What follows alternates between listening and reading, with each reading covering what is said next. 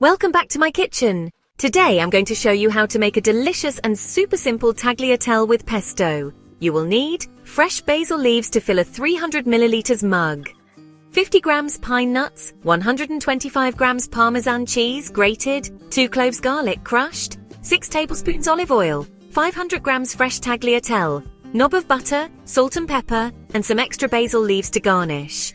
First, we're going to make the pesto sauce. In a blender or food processor, combine the basil, pine nuts, Parmesan cheese, crushed garlic and pepper. Blend it until everything is well mixed. Now, slowly add the olive oil while blending. Next, cook your fresh tagliatelle.